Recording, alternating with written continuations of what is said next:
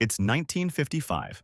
You walk into a dimly lit bar, the hum of conversation filling the air. And then, across the room, you spot her, an elegant woman in a satin dress, her gaze locking with yours. Without a word, she makes her way towards you, a smile playing at the corners of her lips. She offers to buy you a drink, her voice a low, soothing melody. Who could resist? You accept, completely captivated, not even questioning why someone so beautiful would want to share a drink with you. She hands you a cocktail, its taste strangely bitter, but it's too late now. Your senses are fogged by her beauty, and you don't care. As you take another sip, you barely notice her eyes, fixed intently on you. Moments later, the room starts to spin, and everything around you blurs. Colors swirl like liquid paint, your heartbeat racing, but not with excitement. The woman leans in, her breath warm on your ear. "How do you feel?" she whispers. You try to speak, but your words slur, tangled and foreign in your mouth. The walls around you seem to breathe, rippling like some funhouse mirror. Panic grips you. By the time the realization hits, it's too late. You've been drugged. The world around you fractures into a terrifying kaleidoscope. Congratulations, you've just become an unwitting test subject in a sinister government experiment. Now, imagine this. You check into a hospital, seeking help for a mild case of anxiety. The doctors promise they can fix you, calm your nerves, erase your fears, but the moment you lie down on that bed, everything changes. The next thing you know, you wake up, bound to the bed, unable to move. A cold, sterile team of doctors hovers over you, their faces hidden behind surgical masks. A needle slides into your arm, and before you can protest, a wave of sedatives pulls you under. When you awake again, strange things begin to happen.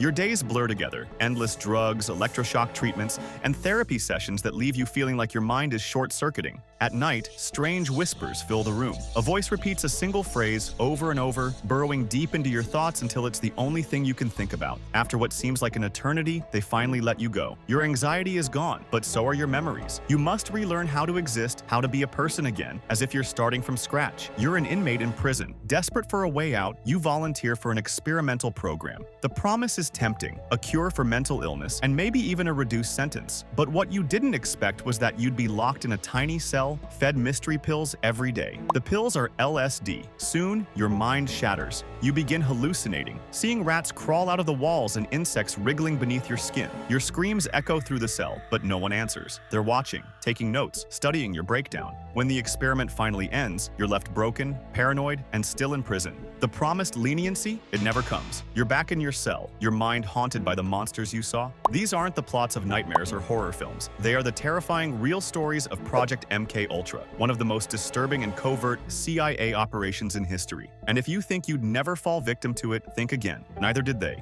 In the early 1950s, during the height of the Cold War, the CIA became fixated on one chilling question. Could the human mind be controlled? American POWs returning from the Korean War had been brainwashed into confessing war crimes, even praising communism.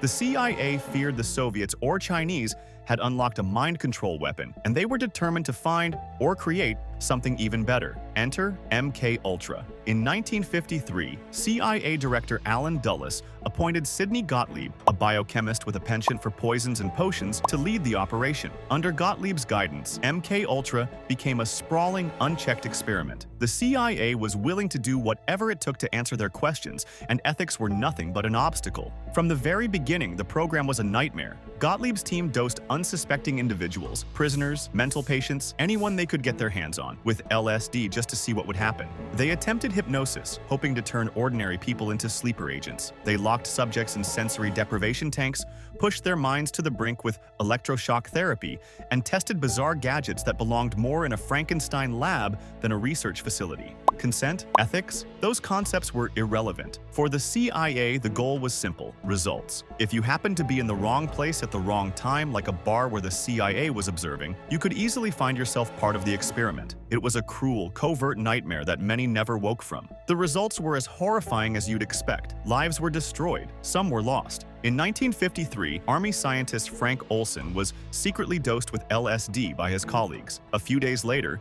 he plunged to his death from a hotel window. Officially, it was ruled a suicide. Unofficially, many believe he was murdered to keep him quiet. The truth went out the window with him. Not every MK-Ultra story ended in tragedy, though. In 1959, the author of One Flew Over the Cuckoo's Nest volunteered for an LSD experiment. He loved it so much that it sparked the 1960s psychedelic revolution. Ironically, the CIA's failed attempt to weaponize LSD helped ignite a cultural movement that was fiercely anti-authority. The program had backfired spectacularly. Then there was James Whitey Bulger, the notorious Boston mobster. In 1957, he agreed to participate in an MK-Ultra experiment, convinced it was a cure for schizophrenia. Instead, he and other inmates were dosed with LSD daily. The resulting hallucinations haunted him. He saw blood, insects, and felt his mind unravel. While MK-Ultra may have only contributed to his future brutality, the CIA effectively pushed a violent sociopath into even darker territory. And that's just the beginning.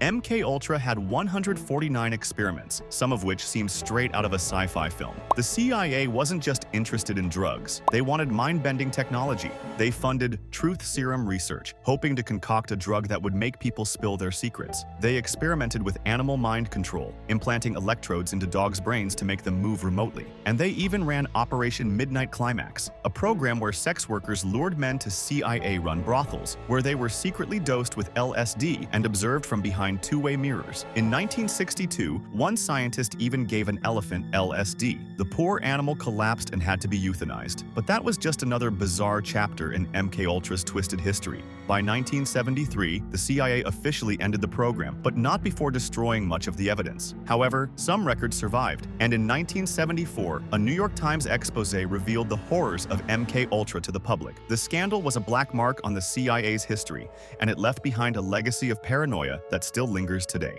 MKUltra became a symbol of government overreach, fueling conspiracy theories and spawning countless stories in popular culture. To this day, MKUltra remains a cautionary tale, a chilling reminder of the dangerous intersection between fear, science, and power. If you ever find yourself brainstorming ways to protect national security and your idea starts with, "What if we secretly drug?" just stop. Seriously.